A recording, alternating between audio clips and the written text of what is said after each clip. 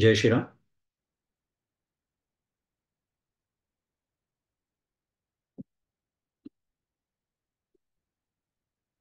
ज्ञानेश्वरी भावदर्शन अध्याय 8वा आणि ओवी क्रमांक 85. इथपर्यंत आपला अभ्यास मागच्याला येऊन थांबला होता. काही आठवड्याच्या खंडानंतर आपण भेटतो आहोत. एका धर्मकार्याची प्रधानता होती. त्यासाठी आपण थोडंसं आपलं पारमार्थिक कार्य बाजूला ठेवलं होतं काही काळासाठी. इतकी त्याची प्रधानता होती.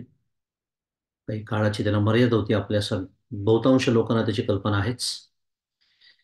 त्यामुळे थोडं खंड पडला, पण आपल्या सर्वांच्या प्रस्तावनेची, ज्ञानेश्वरीच्या प्रस्तावनेची छान उजळणी झाली असं मला कळलं. त्यामुळे तुम्हा सर्वांचा काय म्हणूया, माझ्यापेक्षा छान अभ्यास झालेला आहे आता. म्हणजे कदाचित माझं पुढे पाठ मागे सपाट असं असेल, पण तुम्हाला मात्र सगळं लक्षात आहे. या आनंदासह आपण आजच्या आपल्या अभ्यासाकडे वळू.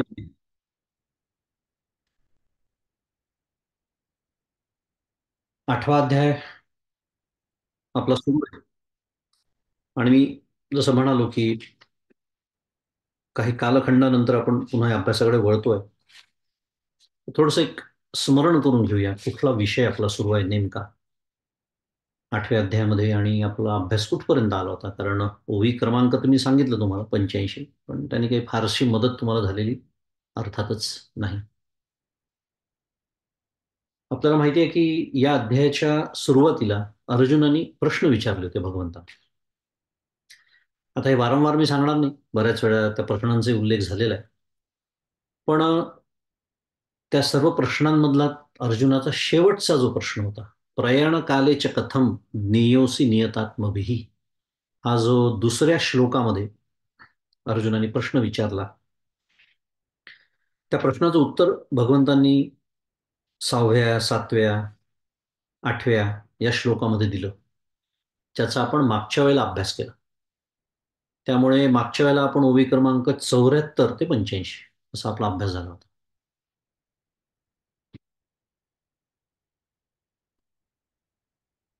मी जसं म्हणालो की प्रश्न आहे, प्रयाणकालेच कथम ज्ञेयोसी नियतात्मभिः, की मरणकाली समाहित चित्त झालेल्या पुरुषाकडून तू कोणत्या प्रकारे जाणण्यास योग्य आहेस, असा प्रश्न अर्जुनाचा. आणि त्याचं बाकीच्या प्रश्नांची उत्तरं देऊन झाल्यानंतर आता या प्रश्नाचं उत्तर भगवंतांनी द्यायला सुरुवात केली.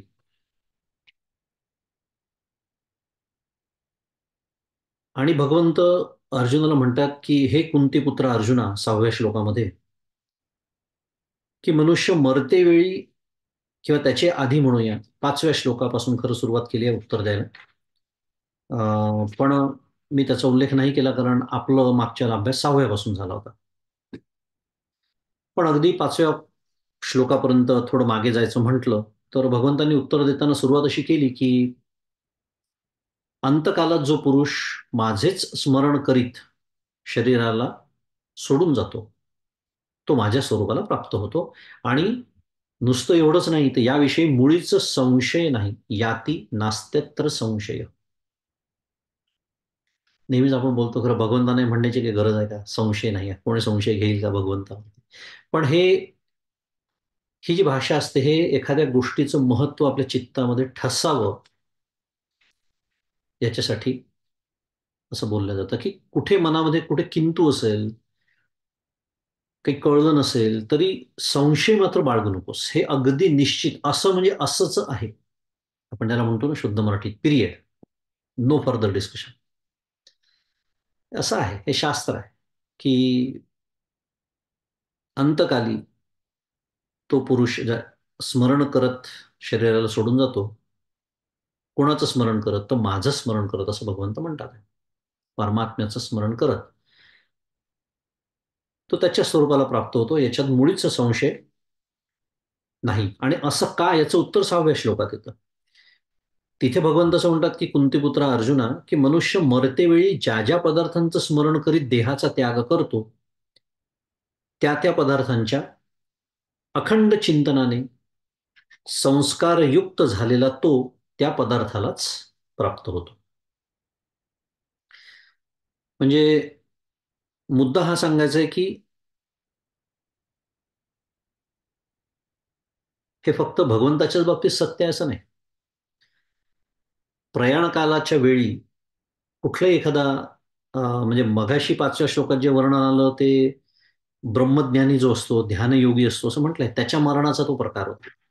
पण सामान्य माणसाचं जे मरण असतं त्याच्यामध्ये त्याला सामान्य, ज्याला खरं म्हटलं तर पामर असं म्हणतात शास्त्रीय भाषेत.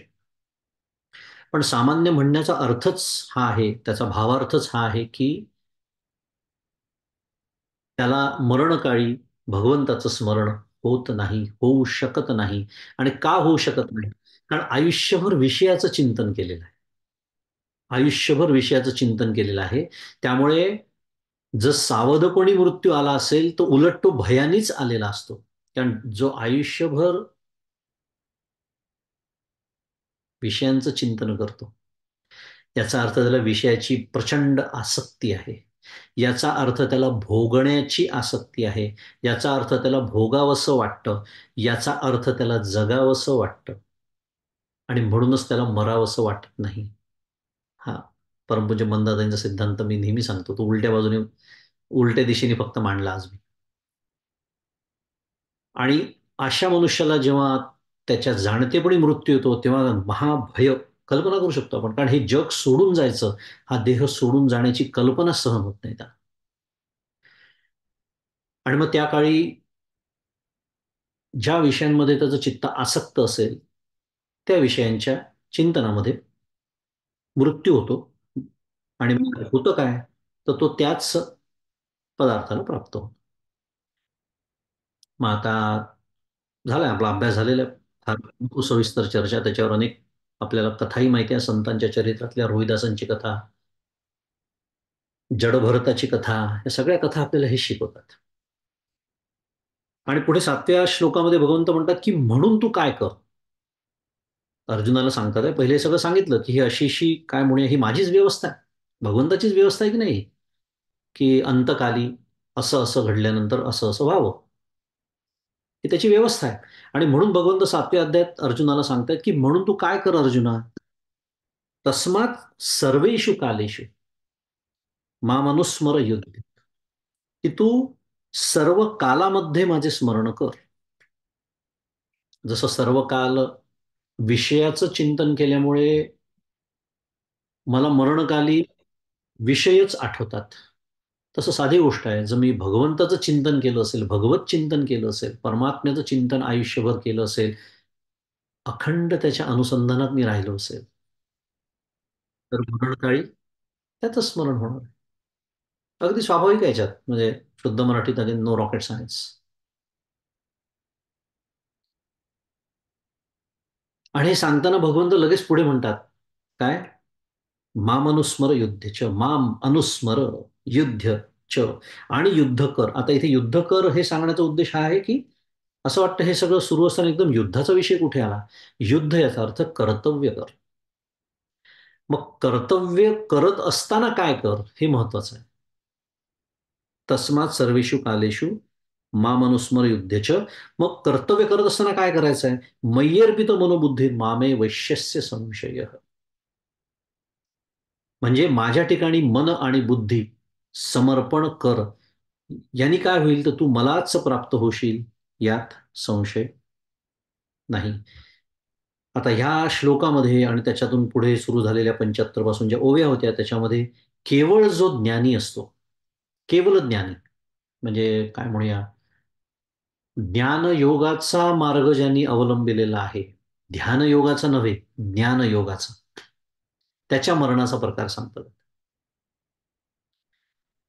पण आपल्याला यातनं महत्वाचं शिकायचं काय आहे की सर्व कालामध्ये माझं स्मरण कर. आणि इथे युद्ध हे कर्तव्य म्हणून आपल्याला घ्यायचं आहे.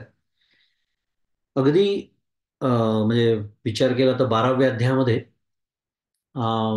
सगुण उपासनेचं मर्म सांगताना भगवंत बोलतात अगदी सुरुवातीला बरं का 12व्या अध्यायाच्या. आणि किती म्हणजे अभ्यासाला बसलो तर आपल्या ती सुसंगती लक्षात येते. भगवंताच्या बोलण्यात सुसंगती असणारच आहे, ते सांगणार आपण कोण आहे. पण ती आपल्या लक्षात येते जर पुढे पाठ मागे सपाट किंवा पुढे पण सपाट नसेल तर. ये तू सर्वाणी कर्माणी मयी संन्यस समत्पराहा अनन्येनैव योगेन माम ध्यायंत उपासते. भगवंत सांगतात अर्जुना 12व्या अध्यायात की अखंड तू माझं स्मरण कर. जे काही तू करशील ते माझ्यासाठी कर, मला माझ्या प्राप्तीसाठी कर. आता 12वा अध्याय आपला आत्ताचा विषय नाही आहे, त्याच्यामध्ये अनेक उपाय सांगितले आहे. हे जमत नसेल तर ते कर, अच्छा ते पण जमत नाही का, मग हे कर, अच्छा हेही जमत नाही मग आता हे तरी कर. इतके भगवंत दयाळू आहेत. पण अखंड ज्यांनी भगवंताच्याच ठिकाणी आपलं चित्त ठेवलेलं आहे असा जर भक्त असेल तर काय म्हणतात पुढे भगवंत 12व्या अध्यायात, तेषामहम समुद्धरता मृत्यू संसार सागर भवामी नचिरात पार्थ मय्यावेशित चेतसा. याचं साधं गणित आहे. म्हणजे कल्पना करा, म्हणजे भगवंत या श्लोकात काय म्हणतात, तुम्ही अजिबात विलंब न लावता त्याला त्या मृत्यू संसार सागरातून बाहेर काढतो, तातडीने काढतो. म्हणून म्हणालो की याच्यात विचार करा की असं जेव्हा एखादा भक्त जो अखंड त्याचंच चिंतन करतो, त्या भक्ताच्या हातून घडणाऱ्या सर्व कर्मकाल कर्म जी सुरू असताना कर्तव्य सुरू असताना त्याची फळ त्याला अर्पण करतो.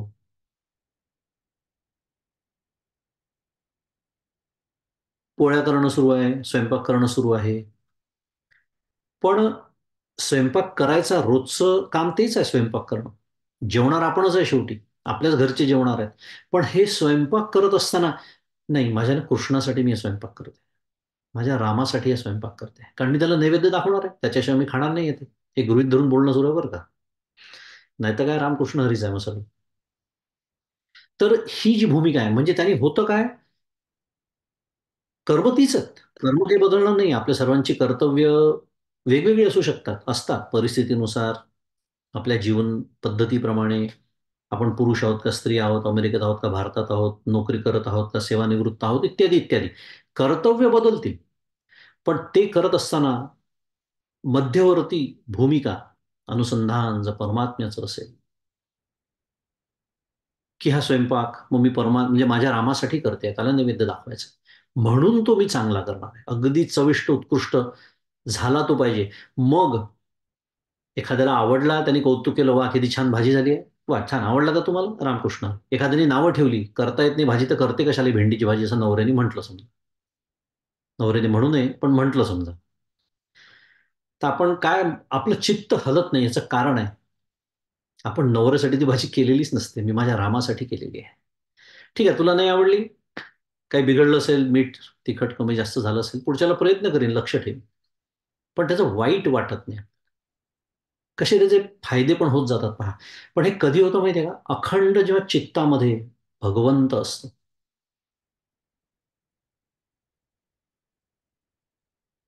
आणि म्हणून पुढे 12व्या अध्यायात भगवंत पुढे हेच म्हणतात की मय्येव मन आदत्स्व मयी बुद्धिम निवेशय निवशिष्यसि मय्येव अत ऊर्ध्वम न संशय. मुद्दा हा की हेच सगळं तत्वज्ञान पुन्हा सगुण भक्तीचं काय म्हणूया महात्म्य आणि त्याहीपेक्षा मार्मिकता सांगताना भगवंत सांगतात आहे. कारण होतं काय, मी सगळं एवढं सविस्तर थोडं का बोलतोय, मला जाणीव आहे की आपण अजूनही उजळणीच्याच प्रांतात आहोत. तुम्हाला माहिती आहे आता माझी पद्धत, आपल्याला उरकायचं आटपायचं वगैरे नाही, आपल्याला सगळं त्यातनं जेवढं हवं आहे ना तेवढं घेऊनच पुढे जायचं. हे नाही केलं तर काय होतं तेवढंच सांगतो फक्त आणि पुढे जातो.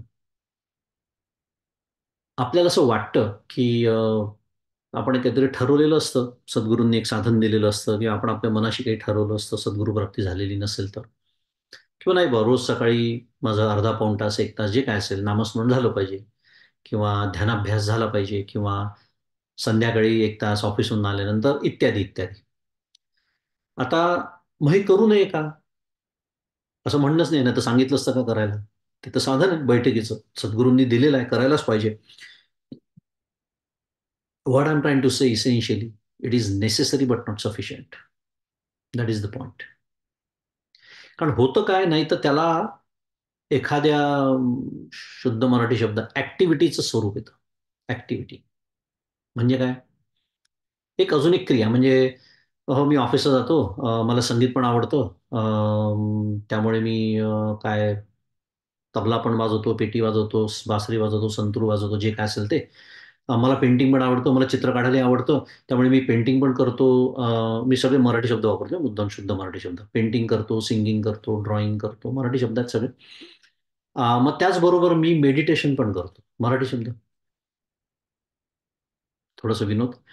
पण सांगण्याचा मुद्दा असा की हे सगळं मी करतो, आणि मग त्याच्यामध्ये जमलं तर, बाय द वे, हे जे असतं ना शेवटचं, ज्याला ध्यान म्हणालो मी, नामस्मरण म्हणालो, हे जमलं तर असतं, तो विषय सोडून देऊ आपण. पण ते पण करतो. असं स्वरूप आहे का हो परमार्थाचं? म्हणजे भगवंताची प्राप्ती इतकी सोपी आहे का? भगवंत इतका सवंग आहे का? तशी कीर्तनात काय पद ऐकलं आपण? मनी नाही भाव म्हणे देवा मले पा. देव अशानं भेटायचा नाही रे, देव बाजारचा भाजीपाला नाही.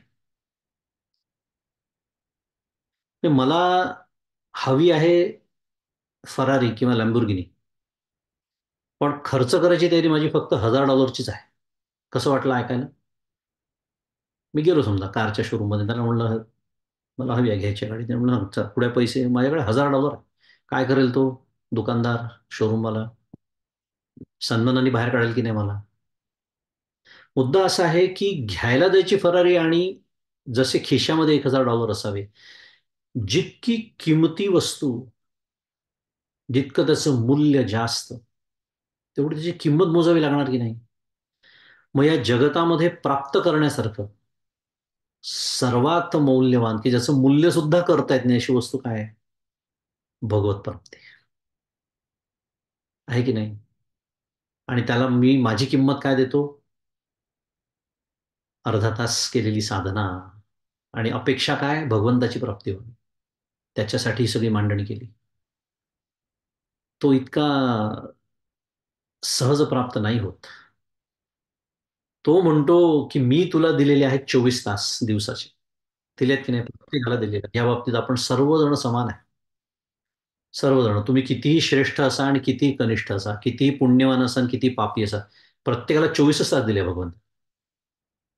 आता भगवंतही म्हणतोय की मी तुला 24 तास दिले, चांगला सुदृढ देह दिला, व्यवस्थित सगळं दिलेलं आहे प्रारब्धाने तुला, कर्तव्य पण तुला करायचीच आहेत. पण हे सगळं करत असताना त्या 24 तासातले तू मला किती वेळ देतोयस?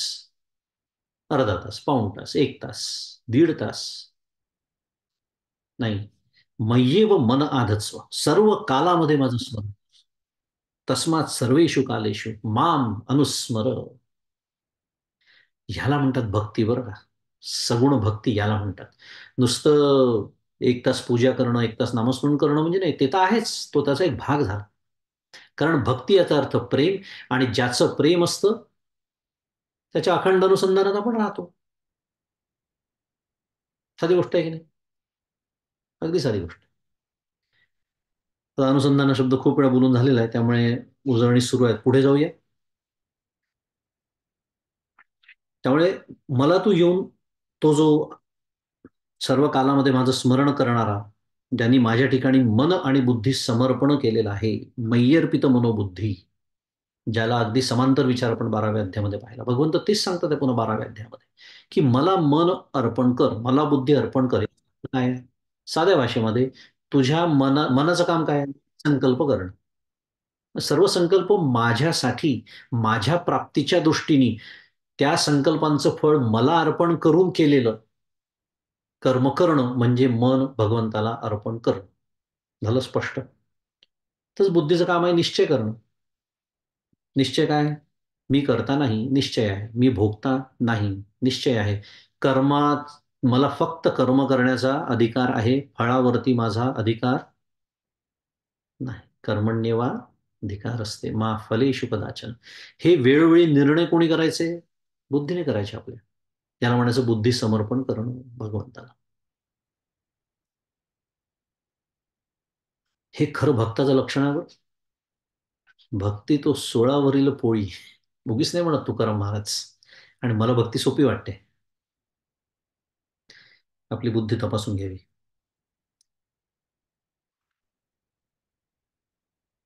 आणि असं केल्यानंतर 8व्या श्लोकात भगवंत म्हणतात की अभ्यास या साधनाने युक्त असलेल्या व अन्य विषयांकडे न जाणाऱ्या चित्ताने माझे अखंड ध्यान करणारा साधक दिव्य अशा मला, सारखं मला म्हणतात आहे भगवंत, म्हणजे कोणाला? तर परमपुरुषाला प्राप्त होतो. असं 8व्या श्लोकात आपण मागच्या वेळेला शिकलो. उजळणी सुरू आहे अजून. आणि मग त्याच्यावरच्या ओव्या आपण सगळ्या बघितल्या होत्या.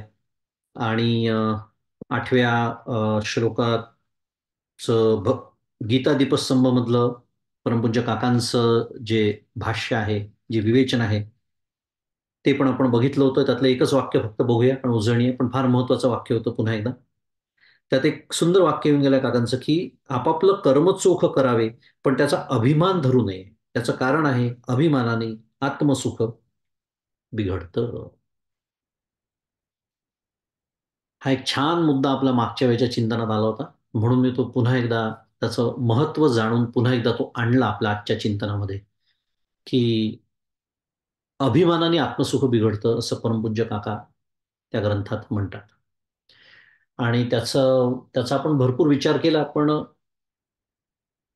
स्मरण करून देतो त्याचं आणि पुढे जाऊ आपण. कारण खूप महत्वाचा मुद्दा आहे आपल्या सर्व प्रापंचिक साधकांसाठी, की जर कोणी मागच्याला नसतील त्यांच्याही उपयोगाच्या दृष्टीने, आणि असतील पण विस्मरणात गेलं असेल तर त्याही दृष्टीने. काय मुद्दा? सिद्धांत काय आहे? अगदी पाठ करून ठेवावा असा सिद्धांत आहे, लिहून ठेवावा लक्षात राहत नसेल तर. जाणीव म्हणजे अहंकार. मला अतिशय आवडती व्याख्या आहे माझी. इतकी सोपी पण अत्यंत सखोल परिणामकारक व्याख्या.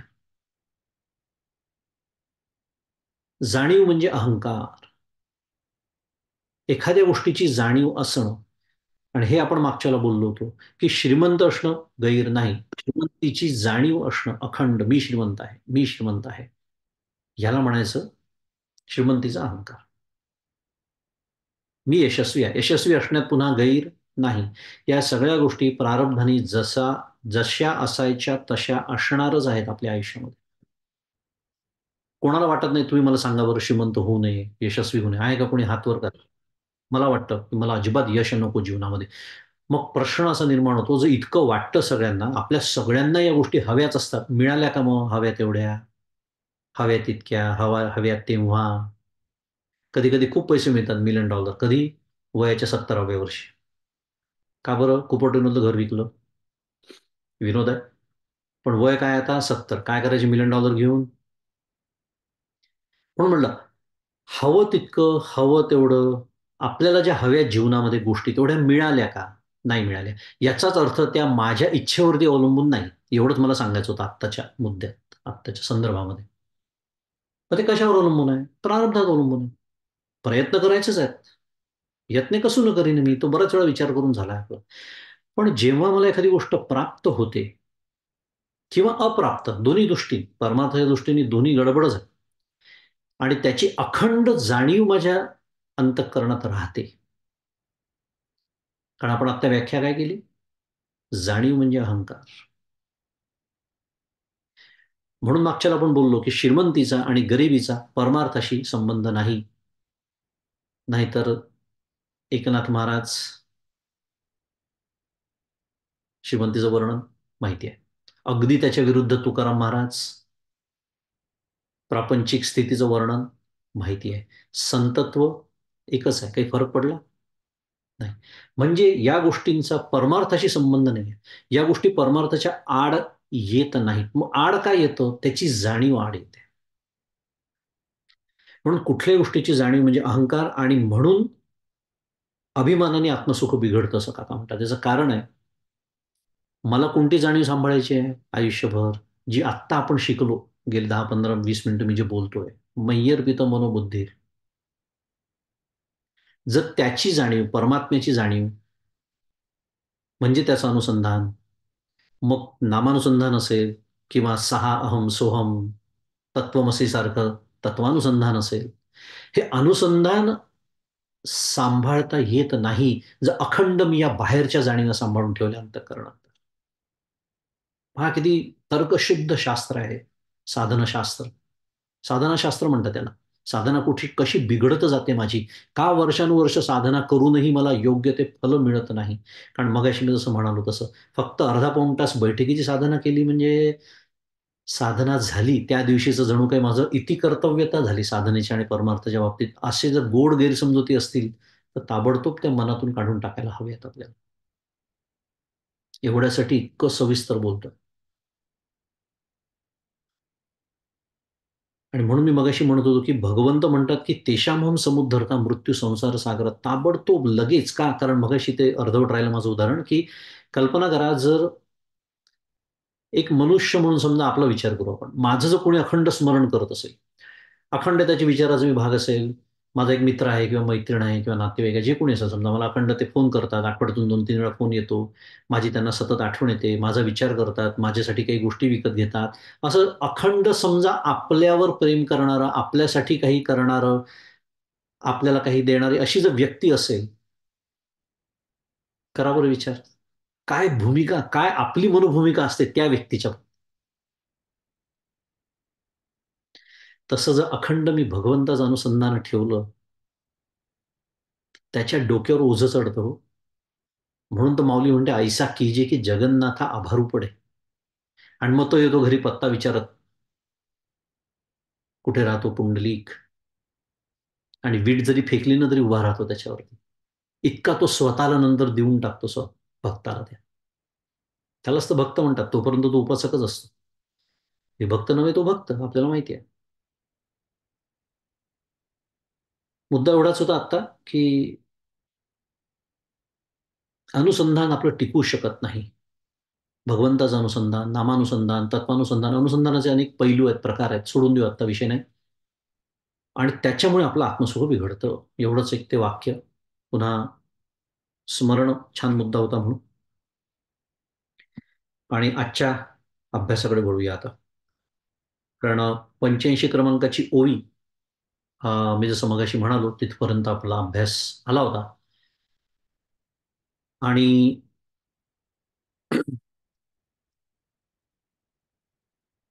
परमपुरुषाला ते प्राप्त होतात असं भगवंत म्हणाले. आता आपण विचार केला त्याच्यावर 85 क्रमांकाच्या ओवीत माऊली म्हणते की ना ते समुद्रची होऊनी ठेले तेवी चित्ताचे चैतन्य जाहले जेथ याता यात निमाले घनानंदचे. फार सुंदर शब्द आहे, घनानंद. भाव असा आहे की ज्ञानी जे असतात ते ब्रह्मदृष्टीने अमरच असतात. त्यामुळे देहदृष्टीने त्यांचं देह तादात्म्य गेल्यामुळे मरणाआधीच ते मरण पावलेले असतात. त्यामुळे व्यवहारत त्यांचा देह असो अथवा जावो या दोन्हींविषयी ते समान असतात.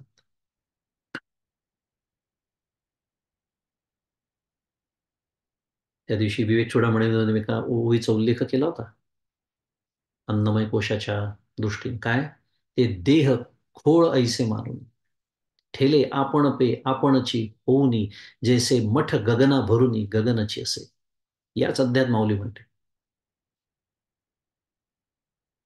म्हणून तर समर्थ जे म्हणतात मनाच्या श्लोकात की भय व्यापिले सर्व ब्रह्मांड आहे, भयातीत ते संत आनंद पाहे.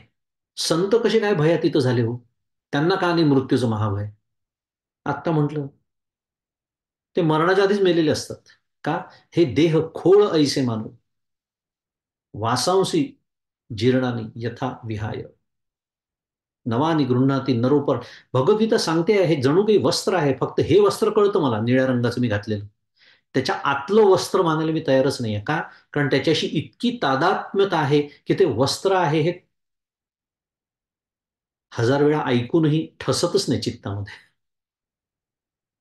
की तेही एक वस्त्रच आहे.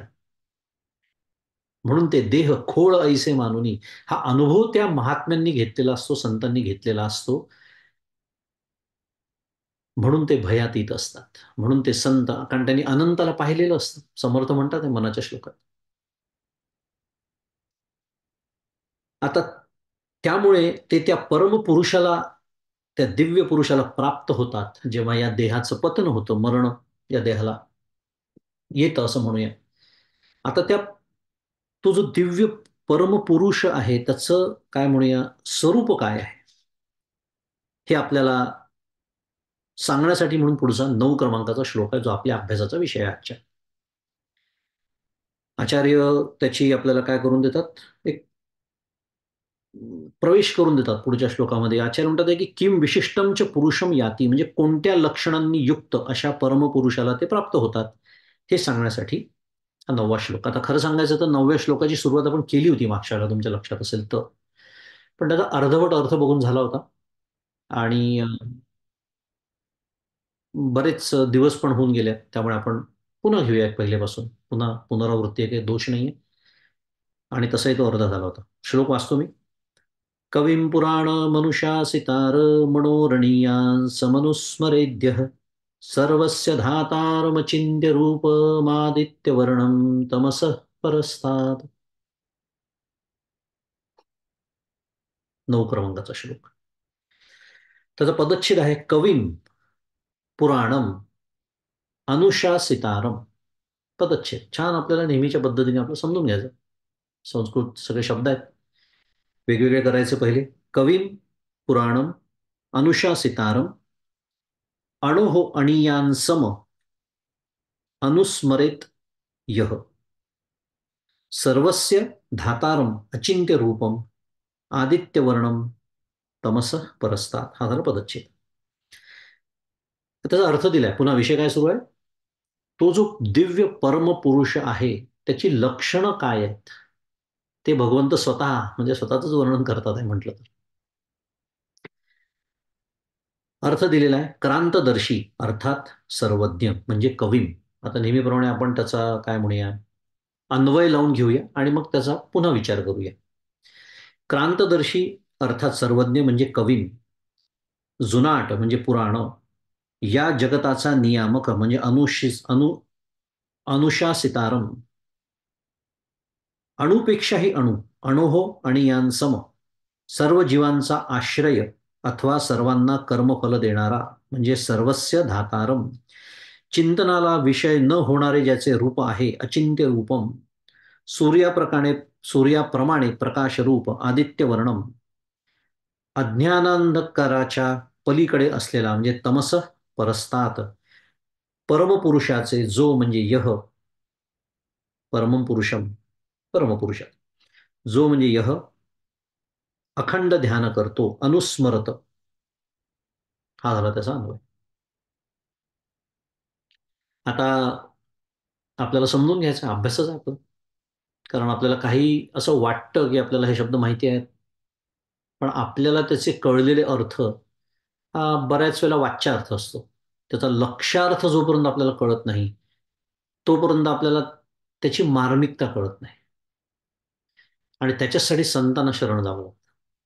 म्हणूनच माऊलींना शरण जावं लागतं, म्हणून आचार्यांना शरण जावं लागतं, म्हणून डॉक्टरांना शरण जावं लागतं, सद्गुरूंना शरण त्याच्यासाठी जायचं असतं.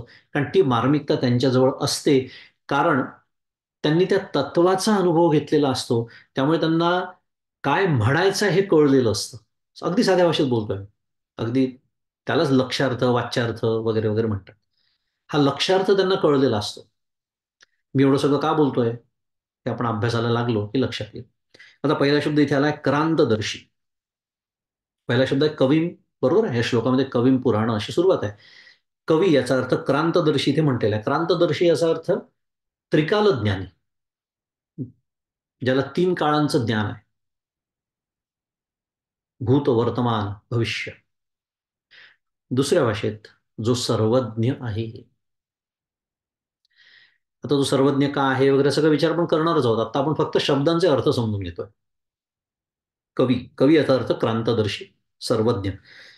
पुढे म्हटलेलं आहे जुनाट.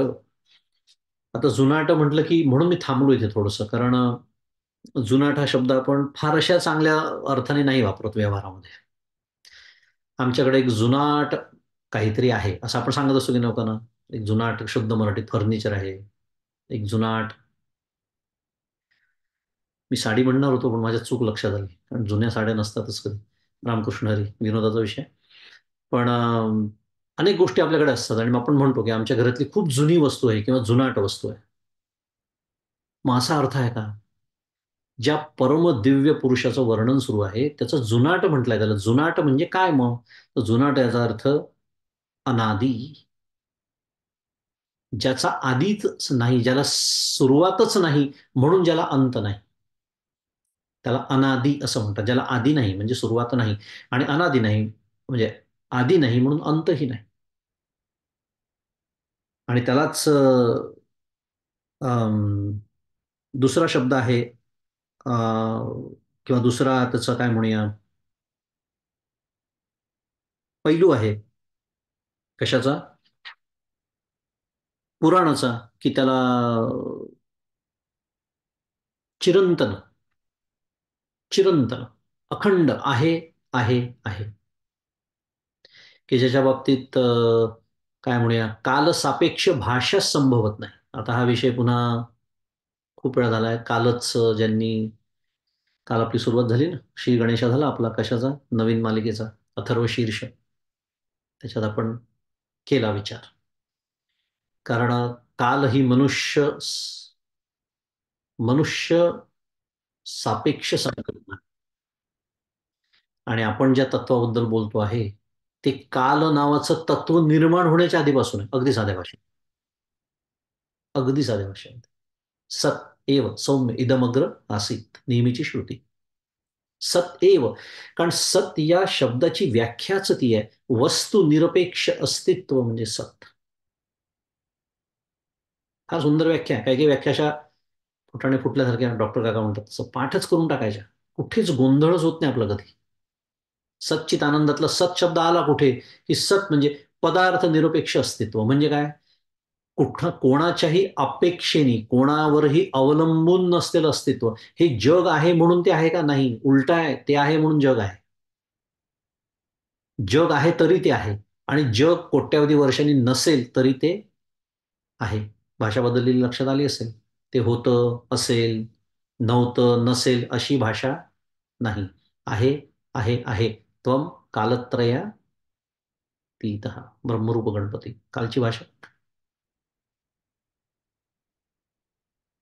ह्याला म्हणायचं सत, ह्याला म्हणायचं पुराण, ह्याला म्हणायचं जुनाट.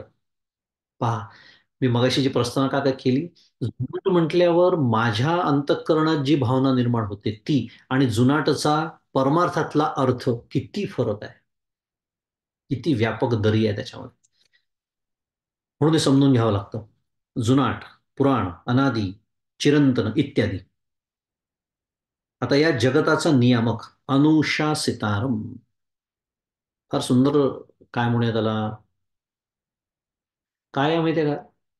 दोन पद्धतीने अभ्यास होऊ शकतो. एक शास्त्रीय अभ्यास, जो आपण तसंही करतोच आहोत. प्रत्येक शब्दाचा अगदी व्यवस्थित अर्थ पिंजून पिंजून मोकळं करत समजावून घेत, शास्त्रशुद्ध.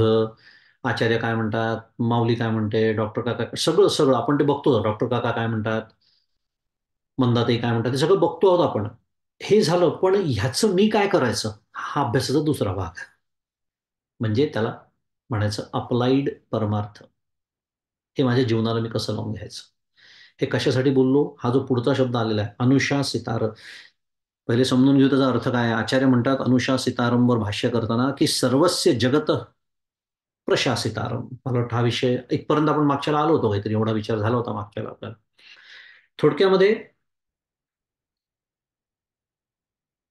अनुशासितार म्हणजे प्रशासितारम, प्रशासक. म्हणजे या संपूर्ण जगताचं प्रशासन करणारा.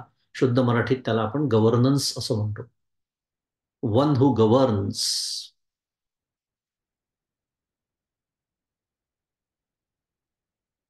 कशाचं प्रशासन? Governs what? Well, guess what, you know that, right? Everything and everybody. आणि या दृष्टीने मी बोललो की दुसरा जो भाग आहे अभ्यासाचा, की नुसतं अनुशासितार, हे त्याचा अर्थ कळला मला. हा ठीक आहे, अनुशासितार अगदी कदाचित आचार्यांची व्याख्या मी पाठ करून टाकीन. उपयोग काय आहे त्याचा? अप्लाइड परमार्थ कुठे गेला? त्याचा उपयोग हा आहे, की जर तो प्रशासक आहे, जर तो अनुशासन करतो, जर तो प्रशासन करतो, आणि तो कसं करतो वगैरे हा विचार पुन्हा झालेला आहे आपला. कारण आपल्याला माहिती आहे, उत्पत्ती स्थिती लय प्रवेश प्रशासन, ही पाच काय करतो, तो ईश्वर करतो ही कामं. त्यामुळे तो प्रशासन जे करतो ते प्रवेश करून करतो. मग कुठे करतो प्रवेश? अरे सर्व्हिसकडे. सर्वं खलविदं ब्रह्म. मग माझ्या अंतःकरणात आहे ना, ईश्वर सर्वभूतानां हृद्देशेर्जुन तिष्ठती. नेहमीचा श्लोक. हे कशासाठी बोलतोय? माझ्या आयुष्यात ज्या घटना घडतात, आता आली पंचायत. आताकडून सुरू झाला अप्लाइड परमार्थ. आतापर्यंत छान चाललं होतं. मंगेश दादा सांगतात आहे, आम्ही ऐकतोय, मस्त ऐकायला गोड वाटतं. इथे आणून भिडवलं ते अनुत्तीर्ण. माझ्या आयुष्यात ज्या घटना घडतात आहेत, मग त्या सुखाच्या असो, दुःखाच्या असो, दुसऱ्या भाषेत अनुकूल असो का प्रतिकूल असो. मगाशीच मी बोललो, इच्छा तर आपल्या सगळ्यांच्याच आहेत. हो, मलाही यश पाहिजे, मलाही श्रीमंती पाहिजे, मला हे पाहिजे, मला ते पाहिजे, तुम्हालाही सगळ्यांना पाहिजे. मिळतंय का आपल्याला हवं तेवढं? नाही.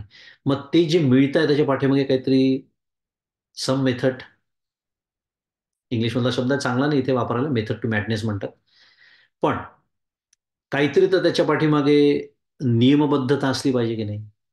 मग आहे ना, त्यालाच तर कर्मविपाकाचं शास्त्र म्हणतात, त्यालाच तर प्रारब्धशास्त्र असं म्हणतात. मग ते कोणाचं आहे? ते त्या ईश्वराचं आहे. आणि म्हणूनच त्याला अनुशासितारम, आपला जो विषय सुरू आहे, असं म्हणतात. म्हणूनच त्याला प्रशासितारम असं आचार्य म्हणतात. हे काय होतं, मी हे सगळं का बोलतोय?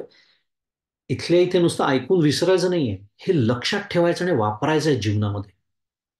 की अरे, जर तो माझ्याच हृदयामध्ये आहे आणि तो येणार आहे पुढे, म्हणजे मी खरं अनुशासितांवरच हे बोलतोय, पण पुढे जो शब्द आलेला आहे, मी थोडीशी एक पुढे उडी मारतो. अणोहो आणि यान सम हे सोडून देऊ. सर्वस्य धातारम. धातारम शब्दाबद्दल मी जास्त बोलतोय खरं आता, त्याचाही अर्थ पाहून घेऊ. धातारमवर भाष्य करताना आचार्य म्हणतात, विचित्रतया प्राणभ्यो विभक्तारम विभज्य दातारम, म्हणजे कर्मफलाच्या सुयोग्य, म्हणजेच विशिष्ट पद्धतीने विभाग करून सर्व प्राण्यांना त्यांच्या कर्माचं फल देणारा. केवढी मोठी व्याख्या आहे पहा. धातारम मध्ये सर्व काही आलं. अनुषा सीतारम मध्ये सर्व काही आलं. अनुषा सीतारम मध्ये हे करण्याचं त्याचं सामर्थ्य पुढे येतं त्या शब्दाच्या माध्यमातून. आणि धातारम मध्ये तो काय करतो हे पुढे येतं. काय करतो तो? प्रत्येक प्राण्याला, प्रत्येक जीवाला त्याच्या त्याच्या कर्माचं फल तो देतो. विचित्रतया प्राणीभ्यो विभक्तारम विभज्य दातारम. विचित्रतया म्हटलेला आहे आचार्यांनी. याचा अर्थ असा की सुयोग्य पद्धतीने, विशिष्ट, विचित्र म्हणजे विशिष्ट पद्धतीने. काय विशिष्ट पद्धत आहे त्याची? तर त्याची हीच पद्धत आहे, मला जी फलं आज भोगावी लागतात आयुष्यामध्ये, ती माझ्याच पूर्वकर्माची फलं आहे. हे जेव्हा मी सपेशल विसरतो, मग अशी जे भगवंतांचं जे आपल्याला सांगणं अगदी स्पष्ट निस्संदिग्ध शब्दामध्ये, की मा फलेषु कदाचन कर्मण्येवाधिकार, असं बोललो ना पण मग अशी. हे मी जेव्हा विसरतो, तेव्हा मी अनुशासितार, प्रशासितार, धातार, हे जे शब्दांचे अर्थ मी आता शिकलो, हे ज्ञानेश्वरीतच राहून जातात. म्हणून मी एवढं सगळं बोलतोय. कारण हे तत्वज्ञान जर मी वापरू शकत नसेन, वापरत नसेन, माझ्या लक्षात राहत नसेल व्यवहारकाली, आणि मग सुखदुःखाच्या हेलकाव्यामध्ये माझं जीवन सुरू असेल, आणि मग मी दुसऱ्या व्यक्तीला अखंड दोष देत असेन, परिस्थितीला मी अखंड दोष देत असेन, तुझ्यामुळे असं झालं, तू असं केलं, तू तसं केलं,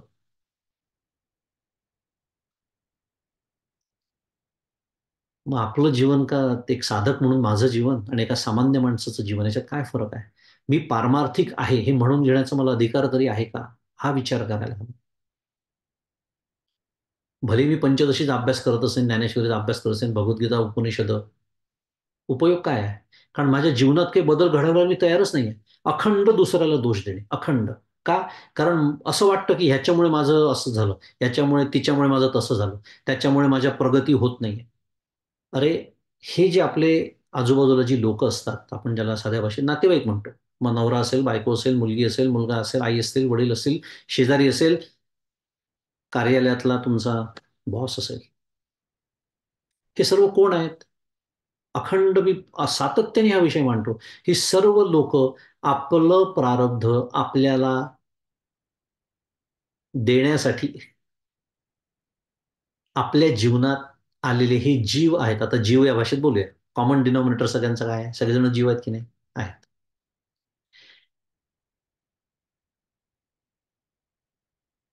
म्हणजे ते माझं प्रारब्ध डिलिव्हर करणारी पॅकेजेस आहेत. गमतीने बोलायचं झालं. मग पुन्हा ही व्यवस्था कोणाची आहे? ही त्या ईश्वराची आहे. जो माझ्याच हृदयात आहे तो त्यांच्याही हृदयामध्ये आहे. पण जेव्हा एखादी व्यक्ती त्याच्या 3 गुणांच्या अंमलाखाली माझ्याशी एखाद्या विशिष्ट पद्धतीने वागते, आता त्याचे 3 गुण बदलणं, उदाहरणार्थ माझ्या आपल्या आवाक्यात असतं का तुम्ही मला सांगा? आपली खूप इच्छा असते या व्यक्तीनं असं वागू नये. तर आपण असं क्षणभर गृहीतही धरू की एखाद्याचं वागणं अयोग्य आहे. पण मला जरी कळलं हे अयोग्य आहे, मला जरी वाटलं त्यांनी तसं वागू नये, तसं बोलू नये, तसं करू नये, ती व्यक्ती ऐकणार आहे का? नाही. कारण का? देही ज्या गुणाचे प्राधान्य, तैसेची कर्म उपजे जाण. इंद्रिये गुणाधीन तदनुसार जाण वर्तती. हे जेव्हा माझ्या लक्षात राहतं, तेव्हा मला खरा अनुशासितारम आणि धातारमचा अर्थ कळला असा होतो. कारण होतं काय, व्यवहारामध्ये जसं सामोरं जायला हवं एखाद्या परिस्थितीला, एखाद्या व्यक्तीला, तसा मी जातो. पण माझ्या पोटातलं पाणी हलत नाही. आतमध्ये मी निर्विकार असतो. का? कारण मला कळलेलं आहे, हे प्रारब्ध म्हणून माझ्या आयुष्यात आलेले आहेत या व्यक्ती. आणि त्याला परमपूज्य काका विसंगती असं म्हणतात. आपल्याला आहे ना, सत्संगती, विसंगती, कुसंगती. सत्संगती सांगण्याची गरज नाही. कुसंगती जी टाळता येते त्याला कुसंगती म्हणतात. आणि विसंगती जी सांभाळावी लागते कारण ती टाळता येत नाही. नवरा, बायको, मुलं, आई, वडील बदलता येतात? नाही. त्याला म्हणायचं विसंगती. पण माझं चित्त समाहित, समचित्त हा शब्द येऊन गेलेला आहे. ह्याला म्हणायचं अप्लाइड परमार्थ, अभ्यासाची दुसरी बाजू. अनुशासितारम आणि त्याही पेक्षा धातारम. धातारम शब्द इथे येऊन गेलेलाच आहे, धातारम. आणि त्याच्यात थोडंसं मागे जाऊया आणि 1-2 मी उड्या मारल्या होत्या मी जसं म्हणालो. अणोहो आणि यानसम. त्याचा अर्थ असा होतो की अणुपेक्षाही अणु. अणोरणीयान महतो महियान. श्रुती आहेत, पाठ आहेत आपल्याला सगळ्या. अणु याचा अर्थ ताबडतोब शुद्ध मराठीत ॲटम आपल्या डोळ्यासमोर येतो, तो नव्हे. महत्वाचा मुद्दा आहे. कारण अणू म्हटलं की ॲटम आपल्याला माहित असतं. ॲटमला अणू म्हणतात मराठीत. ठीक आहे, तो शब्द त्याला आहे. अणू याचा अर्थ सूक्ष्म. मग आता तो अणू म्हणजे ॲटम फोडून आता सब ॲटॉमिक पार्टिकल्स पण 100पेक्षा जास्त झालेले आहेत. तेही अणूच. तेही अणूच. या व्याख्येप्रमाणे ते अणूच. म्हणजे सूक्ष्मतेची ज्या काही कल्पना आपण आज करू शकतो, जितक्या सूक्ष्मतेत आपण आज जाऊ शकतो विज्ञानाच्या साह्याने म्हणूया, या सर्वांपेक्षा सूक्ष्म, सूक्ष्मतम, सूक्ष्मतेची परमावधी. आणि ते इतकं सूक्ष्म आहे म्हणूनच ते व्यापक आहे. ब्रह्म शब्दाचा अर्थ व्यापनोती किंवा विष्णू शब्दाची व्युत्पत्ती आहे. व्यापनोती ती विष्णू. ब्रह्म शब्दाचा अर्थ तोच आहे, निरपेक्ष व्यापक. असं जे तत्व त्याला ब्रह्म म्हणतात. आणि जो पदार्थ जितका सूक्ष्म तितका तो व्यापक. आपल्याला सिद्धांत माहिती आहे. म्हणून तर अणू असतो की नाही सगळ्या पदार्थांमध्ये, अणूपासून रेणू, रेणूपासून मग बाकीचे पदार्थ आपल्याला माहिती आहे सगळं, असं आपल्याला विज्ञान सांगतं. मग अणू सगळ्या पदार्थांमध्ये कसा हो शिरला? कारण तो खूप सूक्ष्म आहे आणि म्हणून तो त्या दृष्टीने व्यापक झालेला. आता कल्पना करा, परब्रह्म, परमात्मा, परमेश्वर, ब्रह्म, अनेक नाव आहेत त्याला. हा सूक्ष्मतम आहे, त्याच्यापेक्षा सूक्ष्म आता पलीकडे काही नाहीच. आणि तो किती सूक्ष्म आहे, तर तो निरवयव झालेला आहे. जाऊ दे, माझा आवडता विषय तिथे नाही आहे, पण थोडंसं 1-2 वाक्य बोलूनच टाकतो आता, विषय निघालाय तर. तो निरवयव आहे कारण सब ॲटॉमिक पार्टिकल्स हे त्या ॲटमचे, त्या अणूचे अवयव आहेत. आपल्याला अवयव म्हटलं की नाक, कान, डोळेच कळतं फक्त. ते तर फार स्थूल अवयव झाले. इलेक्ट्रॉन, प्रोटॉन, न्यूट्रॉन, साध्या भाषेत हे अणूचे अवयव आहेत. म्हणजे it is divisible. Atom is divisible. Correct? विज्ञानाच्या भाषेत. तसं ते तत्व नाही, हे सांगणं सुरू आहे. म्हणून सूक्ष्मतेची परमावधी. आणि म्हणून माझा आवडता शब्द नेहमी मी आणतो, अखंडैक रस. अखंड. त्याचे खंडच नाही पाडता येत आता. कितीही तुम्ही सूक्ष्म म्हणा, खंडच नाही पाडता येत. अखंडैक रस म्हणून तर एकमेवा द्वितीय. हे जे सगळं वर्णन येतं, सद्गण चिद्गण आनंदगण, अखंडैक रस, स्वगत सजातीय विजातीय भेदरहित. सजातीय विजातीय तर सोडूनच द्या, स्वगत भेदही तिथे नाही आहे. म्हणूनच निरवय आहे. अखंडैक रस. कशातून निघाला विषय? अणियांसम. अणोहो अणियांसम. अणुहून अणु म्हणजे काय हे समजून सांगण्यासाठी इतकं सगळं बोलू. पुढे सर्वस्य धातारम, सर्व जीवांचा आश्रय किंवा सर्वांना कर्मफल देणारा, याचं आपण आत्ताच चिंतन केलं. पुढे चिंतनाला विषय न होणारं ज्याचं रूप आहे, अचिंत्य रूपम. आता हा शब्द तर किंवा हा विचार म्हणूया, आपण बऱ्याच वेळा ऐकला असतो की त्याचं चिंतन करता येत नाही. कारण काय आहे, आपल्याला सगुण आणि साकारच कळतं. आपल्याला आपल्या बुद्धीला स्थूलच कळतं. कितीही सूक्ष्मापर्यंत ती गेली, सूक्ष्मतेची व्याप्ती प्रचंड आहे बाहेर, ज्याला द्वैत असं म्हणतात. द्वैताची प्राप्ती, व्याप्ती. द्वैत सुद्धा अत्यंत सूक्ष्म पातळीपर्यंत द्वैत आहे.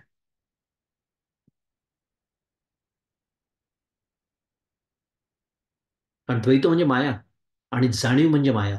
ज्या क्षणी सकाळी उठल्यानंतर मला कुठल्याही गोष्टीची जाणीव होते, त्या क्षणापासून द्वैताची सुरुवात. कल्पना करा किती व्यापक आहे, म्हणजे किती सूक्ष्मता आहे द्वैत सुद्धा. पण त्याच्याही पलीकडे असलेलं जे निर्गुण आहे, निराकार आहे, निरवयव आहे. जसं आपण म्हटलं, आपण नेहमी आता आकाश म्हणजे पोकळी, आपण नेहमी जो दृष्टांत मी देतो की आकाशाचं ध्यान करायला सांगितलं तुम्हाला. काय ध्यान करणार हो आकाशाचं? आकाश म्हणजे पोकळी. हो, ते निळ निळ आकाश नाही म्हणत आहे मी, कारण त्याला गुण आहे, त्याला रंग आहे. म्हणजे रंग हा गुण झाला की नाही, त्याच्याबद्दल नाही बोलत आहे मी. पोकळी, आकाश म्हणजे पोकळी. समजा आपण अवकाशात गेलो, तिथे जे आपल्याला माहिती आहे, जे अंतराळवीर अंतराळात जातात, तिथे काय आहे? अंधार सगळं आहे की नाही? मग तिथे पोकळी आहे की नाही? आहे. त्या पोकळीबद्दल आपण बोलतोय. मग त्या पोकळीचं समजा ध्यान करायला सांगितलं, जमेल का आपल्याला? नेमकं कशाचं ध्यान करायचं? कारण त्याला ना रंग, ना रूप, ना चव, ना आकार, काहीच नाहीये. मग हे सूक्ष्म तत्व आपण जे बोलतोय, ते तर आकाश नावाच्या म्हणजे पोकळीच्या, त्याला आकाश म्हणतात, महाभूत, त्याच्या पलीकडचं आहे. कसं चिंतन करणार त्याचं? आणि आचार्य त्याच्यावर भाष्य करताना, अचिंत्य रूपंबर भाष्य करताना म्हणतात, अजून एक छान त्याचा पैलू आपल्या लक्षात आणून देतात. न अस्य रूपम नियतम विद्यमानम अपि केनचित चिंतयितुम शक्यते. अर्थ आहे, न अस्य रूपम नियतम विद्यमानम. हे एक काय म्हणूया त्याला, एक काही विशेषण आचार्य लावतात आपल्याला त्याचा एक पैलू लक्षात आणून देण्यासाठी. कोणता? ज्याचं स्वरूप नियत आणि विद्यमान असून सुद्धा कोणाकडूनही त्याचं चिंतन होणं सर्वथा अशक्य आहे. सर्वथा अशक्य आहे. म्हणजे ह्या क्षणी नव्हे, आता ह्या क्षणी पुन्हा बोलण्याची भाषा ती सुद्धा किती चुकीची आहे. मगाशीच मी म्हणालो, जे तत्व कालाच्या पलीकडे आहे त्याच्याबद्दल ह्या क्षणी, काल, परवा, उद्या ही भाषा संभवत नाही, खरं बोलायचं झालं. पण मानवीय भाषेत काहीतरी शब्द वापरावे लागतात. अखंड ह्या क्षणी मुखाप्रती भानू जैसा, माऊलींची गोळी आहे. किती स्पष्ट आहे माहिती आहे का ते ब्रह्मनावाचं तत्व? मुखाप्रती भानू जैसा, की सूर्य जसा आपल्याला म्हणतात ना, ढळढळीत समोर असा दिसतो, सकाळचा असो ना तर दुपारी बाराचा असो. सूर्य बघण्यासाठी काही सिद्ध करावा लागतो का? तो अनुमानाने काही आरसा आणावा लागतो का? काही तर्क मांडावे लागतात का? नाही. अरे डोळ्यासमोर दिसतोय ना तुला, कारण सूर्याच्या असतं प्रकाशात सगळं जग दिसतं, मग सूर्य दिसणार नाही का? मुखाप्रती भानू जैसा, माऊली म्हणते. इतकं स्पष्ट ते तत्व आहे. आहे, ओव्या येणारच आहे या श्लोकावरच्या, सुंदर ओव्या आहेत माऊलींच्या. पण तो चर्मचक्षुचा विषय नसल्यामुळे तो ज्ञानचक्षुचा विषय आहे. साध्या भाषेत तो असा डोळ्यांनी दिसत नाही. डोळ्यांनी तर दिसत नाहीच, त्याचं चिंतन करता येत नाही, हा आपला विषय सुरू आहे. कारण चिंतन करण्यासाठी काहीतरी लागतं ना हो त्याला, आलंबन लागतं ना एखादं आपल्याला. म्हणून तर मग ते हे परब्रह्म उभे विटेवरी तुकाराम महाराज म्हणतात, ते आपल्यासाठी म्हणतात. ते हे परब्रह्म उभे विटेवरी. हा, आता जमलं. आता कसं तो विठ्ठल, हा छान कमरेवर हात देऊन उभा आहे. वर्णन करता येतं, त्याचं रूप आठवता येतं, त्याची पूजा करता येते, त्याला नैवेद्य दाखवता येतो, हे सगळं करता येतं. त्याला आणून बसवला त्या सगुण साकार मापामध्ये. आणि याला भक्तीतला भोळेपणा असं म्हणतात. याला भोळेपणा म्हणतात परमपूज्य काका. भोळेपणा म्हणजे बावळटपणा नाही. कळतं आम्हाला की ते निर्गुण आहे, ते निराकार आहे, ते निर्वयव आहे, आणि हे सगुण आहे, हे साकार आहे, हे सावयव आहे, तरी सुद्धा आम्ही ह्याला ब्रह्म म्हणणार. याला म्हणायचं भोळेपणा. का? कारण अचिंत्य रूपम आपला विषय सुरू आहे. अचिंत्य रूपम. आणि म्हणून जेव्हा त्याला सगुण साकारता येते, तेव्हा त्याचं चिंतन करणं सोपं होतं हो. मग त्याचं चरित्र असतं. प्रभू श्री रामचंद्र आहे की नाही? आता रामचंद्र ब्रह्मरूपच आहेत की नाही? ब्रह्मरूपच आहेत की नाही राम? पण ब्रह्मरूप राम त्याला जाऊन झोंबण्याची माझी ताकद नाही ना. कारण मला सगुण साकार लवकर कळतं, भावतं, आवडतं. त्याच्यावर चित्त एकाग्र व्हायला मदत होते. मग चित्त एकाग्र व्हायला कशी मदत होते? तर त्याचं चरित्र आहे. आता तो सगुण साकार झालाय, त्यामुळे त्याचं चरित्र आहे. रामायण काय आहे? प्रभू रामचंद्रांचं चरित्र आहे. मग ती जी माझी देवता आहे, ती माझी आराध्य देवता आहे. मी श्रीराम जयराम जय जयरामचा जप करतो किंवा करते. मग त्या आराध्य दैवतेबद्दल, देवतेबद्दल मला प्रेम नको का असायला? तरच माझं चित्त एकाग्र होईल का नाही? नाहीतर मग तो यांत्रिक जप होईल, मगाशी बोलल्याप्रमाणे. केवळ सांगितलं सद्गुरूंनी करायला म्हणून केलेला. मला प्रेम कुठे येत आहे देवतेचं? मग ते प्रेम कधी निर्माण होईल? जर मी त्याचं चरित्र वाचलं तर. कारण चरित्रामध्ये काय असतं? त्याचं चरित्र आहे, त्याचा पराक्रम आहे, त्याच्या कथा आहेत, त्याचा त्याग आहे. रामायण मी तर कितीतरी वेळा सांगतो. नसेल रामायण वाचायला वेळ तर श्रीराम कथामृत वाचा. अक्षरशः पाणी येतं डोळ्यामध्ये. काय प्रभू रामचंद्र तर सोडूनच द्या, त्या रामायणातलं कुठलंही पात्र घ्या तुम्ही. त्यागाची सर्वोच्च भूमिका आहे. मग हे सगळं जेव्हा आपण वाचतो, ऐकतो, त्या कथांमध्ये रंगतो, तेव्हा अरे, माझा राम असा आहे, माझा राम तसा आहे, असं वाटतं की नाही त्या रामाबद्दल? मग प्रेम निर्माण होतं की नाही? त्याच्यासाठी रामायण वाचायचं असतं. त्याच्यासाठी या सगळ्या शिवलीलामृतातल्या कथा असतील, जे काय असेल ते सगळं जे वाङ्मय आपल्याला त्याच्यासाठी दिलेलं आहे. कारण त्याचं निर्गुण जायचं ठीक आहे, सगुणाचेनी आधारे निर्गुण पावीचे निर्धार आहे, प्रश्नच नाही. पण सगुणाचेनी आधार आहे. म्हणून अचिंत्य रूप एकदम जर मी त्याच्या निर्गुण निराकार स्वरूपाचं चिंतन करायला गेलो तर आचार्य म्हणतात त्याचं स्वरूप नियत आणि विद्यमान आहे. असं नाही की बा अच्छा मग का एखाद्या नसलेल्या गोष्टीबद्दल बोलणं सुरू आहे का, की ज्याचं चिंतनच नाही करतायत? नाही. मुखाप्रती भानू जैसा मगाशीच म्हणालो. इतकं स्पष्ट नवे खरं निरपेक्ष अस्तित्व त्याचंच आहे. बाकी सगळ्यांचं सापेक्ष अस्तित्व आहे. बाकी सगळे येणारे जाणारे आहेत, बदलणारे आहे. त्याच्यात बदल होत नाही, निर्विकार आहे ते. पण तरी सुद्धा त्याचं चिंतन अशक्य आहे, कारण निर्गुण निराकाराचं चिंतन शक्य नाही. आणि पुढचा शब्द आहे आदित्य वर्णन. आदित्य वर्णम आचार्य त्याच्यावर भाष्य करताना म्हणतात, आदित्यस्य इव नित्य चैतन्य प्रकाशो, म्हणजे सूर्याच्या समान वर्णाचा, अर्थात सूर्यासारखा नित्य चेतन प्रकाशमय. आता इथे प्रकाश याचा अर्थ ज्ञान प्रकाश असा होतो बरं का. नाही तर प्रकाश म्हणाल तुम्ही तर सूर्याचा प्रकाश शेवटी भौतिक प्रकाश आहे. तसा त्याचा अर्थ नाही आहे. सूर्य कसा नित्य आहे, अखंड आहे. सूर्य नाही असं कधी होतं का? पृथ्वी फिरते म्हणून आपण म्हणतो अंधार आहे म्हणजे सूर्य नाही. पण सूर्य नाही असं खरंच आहे का? नाही, मला दिसत नाहीये, पण सूर्य आहे ना. तो जसा नित्य आहे, तो जसा नित्य प्रकाशमान आहे, तो जसा नित्य चैतन्यमय आहे. भौतिक एका मर्यादित बोलतोय आपण, तोही शेवटी अचेतनच आहे. वेदांताच्या दृष्टीने तो भाग सोडून देऊ. पण त्याचा तो पैलू वापरून म्हणतात आहे की त्या आदित्यासारखा, सूर्याच्या समान वर्णाचा.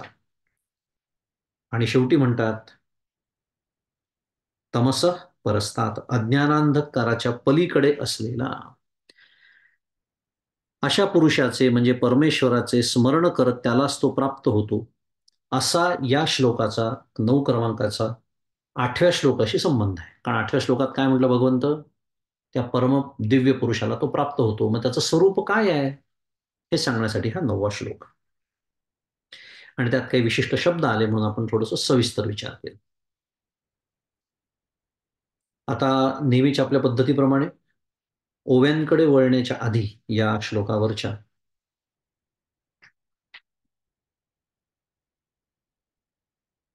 9व्या श्लोकाचं परमपूज्य काकांनी जे विवेचन केलेलं आहे गीता दीपस्तंभमध्ये ते आपण बघणार आहोत. आणि मग ओव्या, जर वेळ उरला आज तर. अर्थ आणि मला वाटतं साधारण दोन एकच आहे, पण मोठा एक परिच्छेद आहे, वाचतो मी. पुन्हा 9वा श्लोक, कविम पुराण मनुष्यासितार वगैरे. त्याचा अर्थ दिलेला आहे की दिव्य पुरुष हा सर्वज्ञ, अनादि, आद्य, शास्ता, सूक्ष्महून सूक्ष्म, सर्वाधार, अचिंत्य, सूर्याप्रमाणे प्रकाशमान व अज्ञानाच्या पलीकडील आहे. हा अर्थ आपण आत्ताच समजून घेतला अगदी सविस्तर.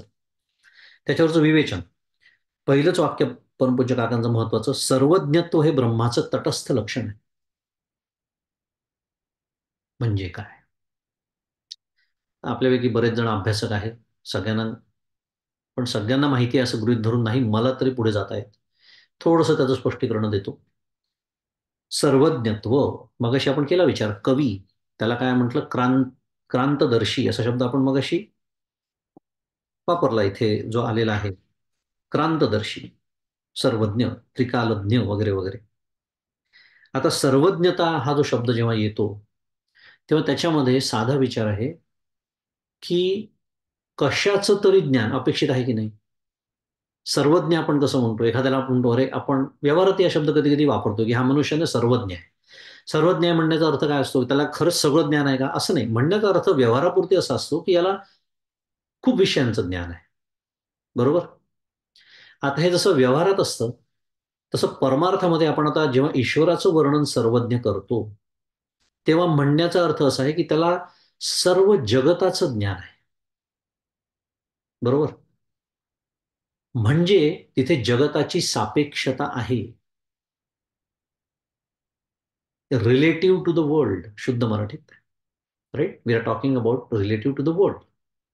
कारण जर जगच नसेल तर सर्वज्ञ शब्द सिद्ध होईल का, मला तुम्ही सांगा. माझा विषय तो सुरू आहे. नाही.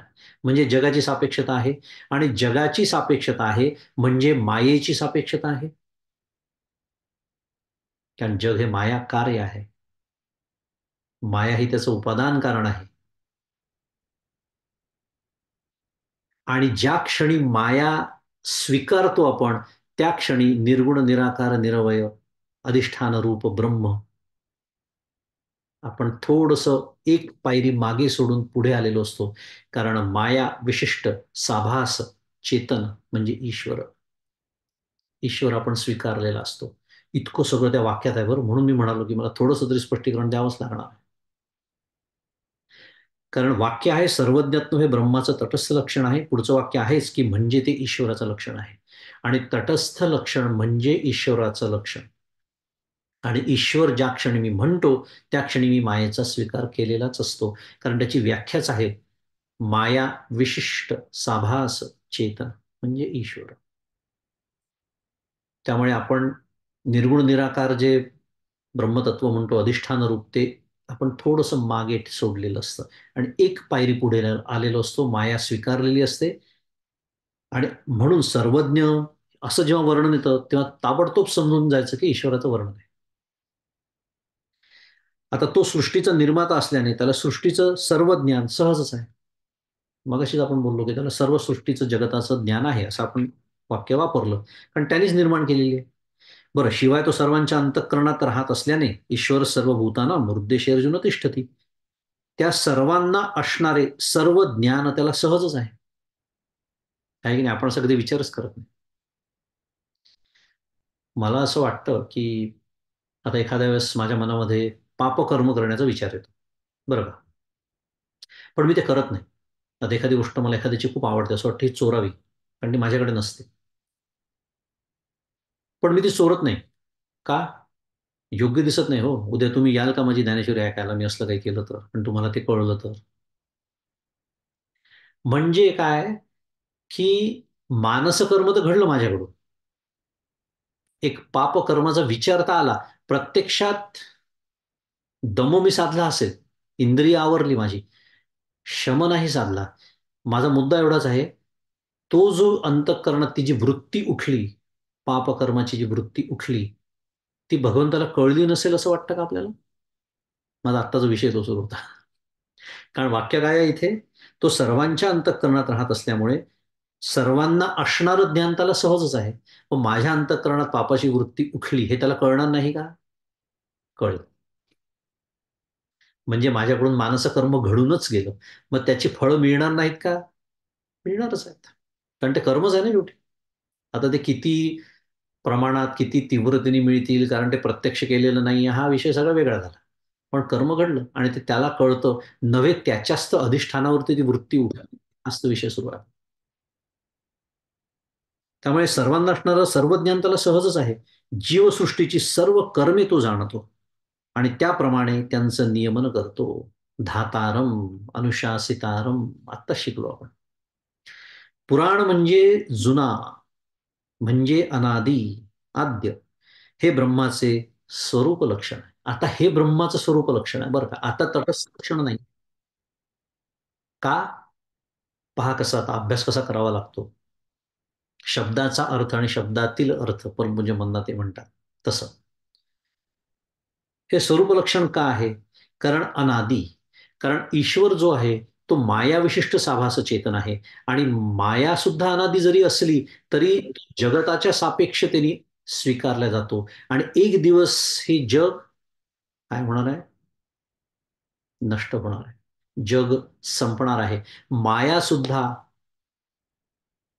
काय म्हणतात मायाबद्दल विवेक चूडामणीमध्ये आचार्य, अव्यक्त नामनी परमेश शक्ती रनाद्य विद्या. फार सुंदर श्लोक आहे तो. अव्यक्त नामनी, अव्यक्त नावाच्या तत्वामध्ये ती जाणार आहे. मायेच्या त्या रूपामध्ये तिला अव्यक्त म्हणण्यात येतं, पण त्या ब्रह्माच्या अधिष्ठानावरती ती राहणार आहे. थोडक्यामध्ये ईश्वर सुद्धा एक दिवस, ऐकायला आपल्याला आवडत नाही पण संपणार आहे. मग ईश्वर जर संपणार आहे ते ईश्वर अनादी आहे का? नाही. म्हणजेच ईश्वराला आदी आहे, म्हणूनच त्याला अंतही आहे. मग अनादी कोणाला म्हटलं? ब्रह्माला म्हटलेलं आहे. आणि म्हणून जेव्हा अनादी शब्द येतो ते ब्रह्माचं वर्णन ठरतं, ईश्वराचं नाही. शब्दातील अर्थ.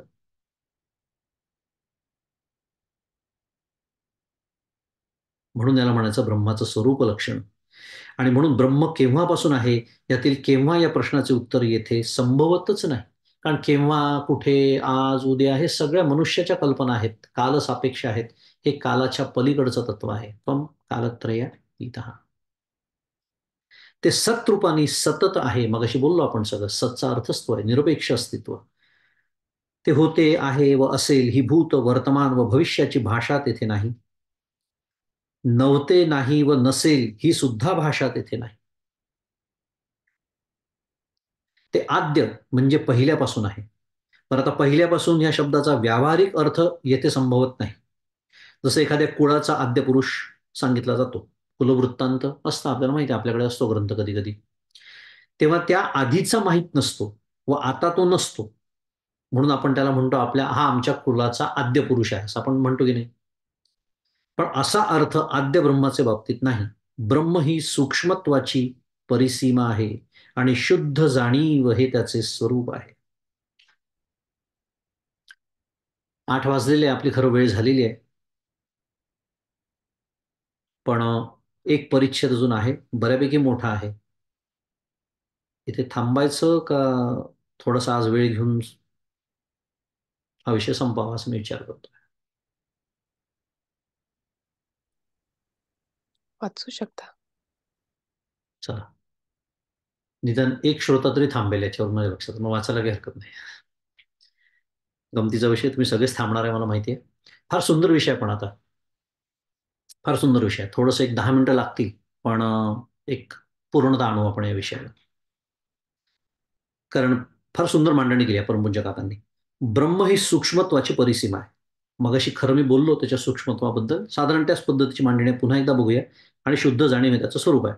काका म्हणतात की molecule, atom, particle, process, field, uncertainty इत्यादी अचेतन वस्तूंच्या संदर्भात वापरले जाणारे शास्त्रीय शब्द ती सूक्ष्मता व्यक्त करू शकत नाही. शास्त्रीय म्हणजे इथे विज्ञानाचे शब्द, वैज्ञानिक शब्द म्हणायचा आहे. कारण विज्ञानाला आज ही सूक्ष्मता कळते. इतकी सूक्ष्मता आजच्या विज्ञानाने गाठलेली आहे. हिग्स बोसॉन सिद्ध केला आहे, शोधून काढला म्हणण्याविषयी सिद्ध केलेला आहे. मासलेस पार्टिकल इथपर्यंत सूक्ष्मता आता विज्ञानाला कळते. पण अचेतन व चेतन पदार्थात व्यापून असणारे पण त्यांचे बरोबर व्यक्त होणारे व नष्ट होणारे ते तत्व नाही, काका म्हणतात. ह्या शुद्ध जाणीवेचा शोध घेण्याचा फार मोठा प्रयत्न शास्त्रज्ञ करीत आहेत. म्हणजे आजचे आधुनिक शास्त्रज्ञ ते करीत आहेत. पण आता एक महत्वाचं वाक्य पुढे येत आहे. त्यांची समस्या काय आहे ती सांगतात आहे. आजच्या विज्ञानाची समस्या काका फार सुंदर एका वाक्यात मांडतात आहे. पण शोध घेणारी जाणीव ही बुद्धीच्या मदतीने जाणीवेचा म्हणजे स्वतःचा, कल्पना करा, खूप जेव्हा सूक्ष्मतेत विज्ञानात जात आहे तेव्हा ती स्वतःचा शोध घेऊ लागली म्हणजे तिला काही समजेन असं होतं. कारण विज्ञान म्हणजे शास्त्रज्ञ, साध्या भाषेत बोलूया, शास्त्रज्ञ जेव्हा एखाद्या गोष्टीचा शोध लावण्याचा प्रयत्न करतात म्हणजे त्याच्या मुळाशी जाण्याचा प्रयत्न करतात, त्याच्या मागचं सत्य शोधून काढण्याचा प्रयत्न करतात, बरोबर. हे सगळं करत असताना ते काही ना काहीतरी उपकरण वापरतात, ज्याला शुद्ध मराठीत इन्स्ट्रुमेंट असं म्हणतात. मग ते डिजिटल मायक्रोस्कोप असेल, ते हबल टेलिस्कोप असेल, ही अशी स्थूल उपकरणं असतील, नाही तर त्या शास्त्रज्ञांनी 60 वर्षापूर्वी जो हिग्स बोसॉन गणितीय पद्धतीने सिद्ध केला, की जो आता हायड्रॉन कोलायडरमध्ये सर्न नावाच्या युरोपमध्ये अनुमानाने तो सिद्ध झाला, शेवटी पकडलं त्याला, आहे असा एक पार्टिकल, एक मूलकण, मूलद्रव्य, ज्याला त्यांनी त्याचं नाव दिलं हिग्स बोसॉन. माझा मुद्दा काय सुरू आहे, त्या शास्त्रज्ञांनी, कल्पना करा, काय उपकरण वापरलं. मी शब्द कारण आता वापरला की हे शास्त्रज्ञ काय करतात, उपकरणं वापरतात. पण त्यांनी कोणता उपकरण वापरलं, कारण त्यांनी तर गणितीय पद्धतीने सिद्ध केलं. ना त्याच्याकडे मायक्रोस्कोप होता, ना टेलिस्कोप होता, काहीच नव्हतं. नाही, त्यांनी सुद्धा एक उपकरण वापरलं. त्यांनी सुद्धा एक करण वापरलं. कोणतं? अंतःकरण वापरलं की नाही. साधन आहे ते, अंतःकरण हे साधन आहे. आणि हेच इथे सांगणं सुरू आहे की हे जेव्हा तुम्ही वापरता, त्या अंतःकरणामध्ये जेव्हा एक वृत्ती निर्माण होते, ती बुद्धिवृत्ती, ज्या बुद्धिवृत्तीच्या साह्याने त्यांनी ते गणितीय पद्धतीने सिद्ध केलं, किंवा आईन्स्टाईनने is equal to MC square सिद्ध केलं म्हणूया. पण हे करण्यासाठी त्यांनी वृत्ती वापरली की नाही. पण आता विज्ञान अशा एका ठिकाणी येऊन ठेपलेलं आहे की तिथून पलीकडे त्यांना जाताच येत नाही. का? कारण त्याच्या पलीकडे जाण्यासाठी पुन्हा ते त्याच करणाचा, त्याच साधनाचा उपयोग करतात आहे. आणि त्या साधनेच्या मदतीने, त्या करणाच्या, त्या उपकरणाच्या मदतीने त्याच्या पलीकडे जाण्याचा प्रयत्न करतात आहे. कसं शक्य आहे? कसं शक्य? थोडक्यात, आज न्यूरोसायन्स जी शाखा आहे विज्ञानाची, when they define consciousness, their consciousness is always, I will use the word, polluted with mind. They just cannot fathom the very concept of pure consciousness, ज्याला इथे परमपूज्य काकाने शुद्ध जाणीव असं म्हणतात. जाणीव म्हटलं न्यूरोसायन्सनी, आज जाणीव, when they use the terminology or the term called consciousness, they are always talking about pure consciousness plus mind or intellect, whatever you want to call it as. And this is why they are hitting what? The wall, end road. त्यांच्यासाठी तिथेच रस्ता संपतोय. आणि म्हणून त्यांना शेवटी आपलाच मार्ग अनुसरावा लागणार आहे, कारण त्याच्या पलीकडे जाणं म्हणजेच ध्यान आहे, म्हणजेच मेडिटेशन आहे. कारण तिथे अंतःकरणाचा लय अपेक्षित आहे. म्हणून त्या बुद्धीला काही समजेन असे होते, कारण ती त्या बुद्धीच्या मदतीने ती ती बुद्धी स्वतःच्याच पलीकडे जाण्याचा प्रयत्न करते. शक्य नाही. शिवाय बुद्धीसह असणाऱ्या ह्या जाणीवे पलीकडे, काकांचा शब्द काय आहे? बुद्धीसह, विथ माइंड, मी जसं म्हणालो. या बुद्धीसह असणाऱ्या ह्या जाणीवे पलीकडे शुद्ध जाणीव असल्याने तिचा वस्तुरूपाने म्हणजे ऑब्जेक्टिव्ह शोध घेता येत नाही, आणि तिला वस्तुत्व नसल्याने त्यावर आधारलेल्या व्यक्तिनिष्ठ म्हणजे सब्जेक्टिव्ह पद्धतीनेही ब्रह्माचा शोध घेणे शक्य नाही. म्हणून तर आज आधुनिक विज्ञान धडपडत आहे. कारण आधुनिक विज्ञानाला ज्ञानाचे फक्त दोनच प्रकार माहीत आहेत, एक ऑब्जेक्टिव्ह आणि एक सब्जेक्टिव्ह. आणि ऑब्जेक्टिव्ह ज्ञान, objective knowledge demands an object. And when I say object, I'm talking about an entity that has properties, parameters. त्याला उंची असली पाहिजे, त्याला रुंदी असली पाहिजे, त्याला जाडी असली पाहिजे, त्याला रंग असला पाहिजे, त्याला अवयव असले पाहिजे, काहीतरी तर असलं पाहिजे ना, तर त्याला ऑब्जेक्ट म्हणता येईल. आणि मग त्याचं जे मला ज्ञान होईल त्याला ऑब्जेक्टिव्ह नॉलेज म्हणता येईल. आणि मग त्याचं एखाद्या व्यक्तीला झालेलं ज्ञान आणि मला व्यक्तीला झालेलं म्हणजे किंवा मला झालेलं ज्ञान किंवा इतर व्यक्तींना झालेलं ज्ञान किंवा त्या वस्तूबद्दल इतर लोकांचं असलेलं मत आणि माझं असलेलं मत, ह्याला सब्जेक्टिव्ह नॉलेज म्हणता येईल. That's why there is a differences. There is a difference. Objective नॉलेजमध्ये डिफरन्स नसतो. कारण ऑब्जेक्टिव्ह आता समजा आहे, आता माझ्यासमोर काहीतरी आहे, एखादा लॅपटॉप आहे, मी म्हटलं याची जाडी समजा 2 इंच आहे समजा, असं म्हटलं. आता हा वादाचा मुद्दा नाही होऊ शकत, कारण कोणी जर म्हणत असेल नाही या 2 इंच, ठीक आहे, आपण काय म्हणू, जा घेऊन ये तुझी स्केलपट्टी, मोज. हा, या 2 इंच, ऑब्जेक्टिव्ह नॉलेज. पण मी जर म्हणलं हा लॅपटॉप खूप छान आहे, 10 जण धावत येतील, कशावरून? मला नाही आवडत, मला विंडोज आवडतं, मला ऍपल नाही आवडत, MacBook. This is called subjective knowledge. Subjective knowledge is always reflective.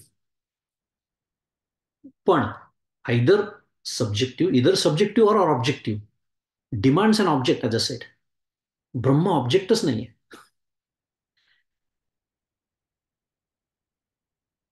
म्हणून सब्जेक्टिव्ह म्हणा, ऑब्जेक्टिव्ह म्हणा, पद्धतीने ब्रह्माचा शोध घेणे शक्य नाही. म्हणून ब्रह्माला काय म्हणतात? अत्यंत महत्वाचा शब्द आता येतो आहे, स्वसंवेद्य व ज्ञानरूप असं म्हणतात. आता कळलं आपल्याला स्वसंवेद्य म्हणजे काय. स्वसंवेद्य म्हणजे ब्रह्माचं ज्ञान हा शब्द सिद्ध होत नाही, कारण पुन्हा त्याच्यापासून आपण काय झालो, वेगळे झालो. म्हणजेच मी तिथे काय स्वीकार केला? वृत्तीचा स्वीकार केला, बुद्धिवृत्तीचा स्वीकार केला. म्हणजे मी पुन्हा विज्ञानाच्या प्रांतात येऊन पडलो. त्यामुळे ब्रह्माचं ज्ञान नव्हे, ब्रह्मज्ञान याचा अर्थ ब्रह्माचं ज्ञान नव्हे. परमेश्वराची प्राप्ती म्हणजे एकरूपतेनेच होतं. तिथे ती बुद्धी मागेच सोडावी लागते, अंतःकरण मागेच त्याचा लयच करावा लागतो. आणि म्हणून ते स्वसंवेद्य आहे, ते ज्ञानरूप आहे. म्हणून माऊली या निर्गुणाचं मंगल करताना ज्ञानेश्वरीच्या पहिल्याच ओळीत म्हणते, ओम नमोजी आद्या वेद प्रतिपाद्या. ते वेदाने सांगितलं म्हणून कळतं आपल्याला. जय जय स्वसंवेद्या आत्मरूपा. कारण ते माझं स्वरूपच आहे, ते मीच आहे. असं ब्रह्म सहजच काय आहे? मूळ विषय जो आपला सुरू आहे, अचिंत्य आहे, अतर्क्य आहे, अज्ञेय आहे. मी जसं म्हणालो, अज्ञेय आहे म्हणजे ज्ञेय नाही, ज्ञेय नाही म्हणजे त्याचं ज्ञान शक्य नाही. म्हणून मला ज्ञानी व्हायचं नाही, मला काय व्हायचं आहे? ज्ञानरूप व्हायचं आहे. मला सुखी व्हायचं नाही, मला काय व्हायचं आहे? सुखरूप व्हायचं आहे.